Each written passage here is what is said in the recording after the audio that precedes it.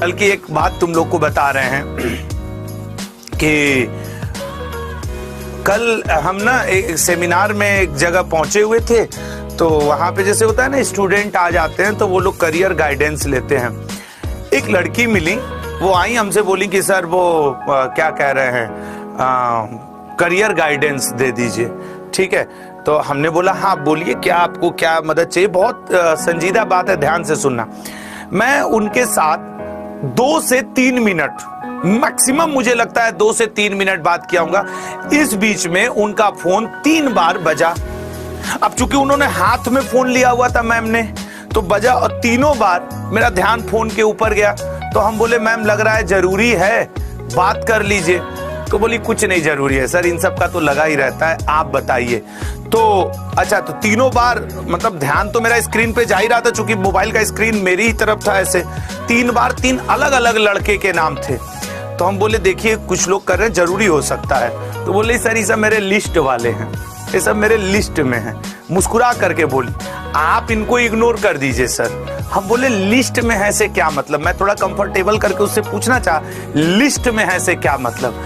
तो कह रही लिस्ट में मतलब सर बॉयफ्रेंड है, दिल्ली में रह रही हूँ सर, तो है 2-4 तो ऐसे ही सब रहते हैं सर, इन सब का क्या है, आप बताइए सर कैसे मैं इस बार सीजीएल कर सकती हूँ। मैंने कहा पहले तो ये जो लिस्ट है तुम्हारी ये बंद कर दो, क्योंकि ना तुम्हारा होगा न इन 3-4 का होगा। 3 मिनट में अगर 3 का फोन आ गया, और ये कल की रियल घटना है, तो ये लिस्ट ना तुम बंद कर दो।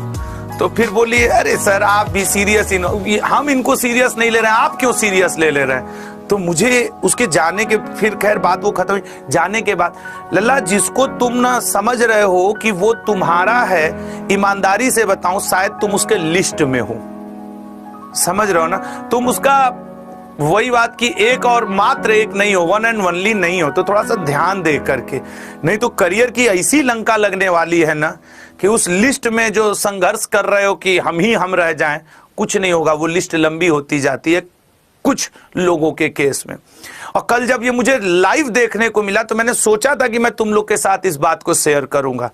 तो किसी के लिस्ट में बने रहने से अच्छा है कि आप अपने खुद के करियर में कुछ अच्छा कर जाएं और किसी के साथ अच्छे से हो जाएं। ठीक है, तो बेईमानी है और इस तरीके का धोखाधड़ी कभी भी सक्सेसफुल आपको नहीं करा सकता है। तो बी केयरफुल, लिस्ट से बाहर निकलिए और पढ़ाई करिए, समझ रहे हैं।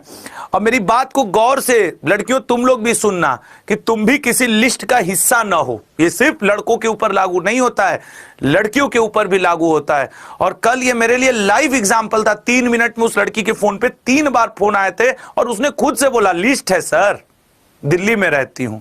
ठीक है, तो ये दिल्ली की बात नहीं, पूरे भारत में ऐसी कई जगहों पे बातें, और ना हो तो ज्यादा अच्छी हैं। ठीक है ना।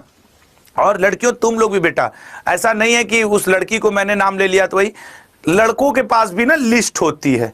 तो तुम जरा सोचना, ये तुम्हारे समय तैयारी का है, कुछ और करने का तो कतई नहीं है।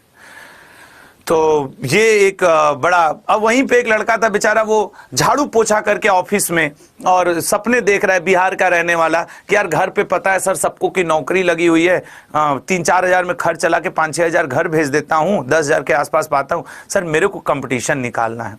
ऐसे भी लोग मिले कल, तो समझ लो क्या स्थिति बन सकती।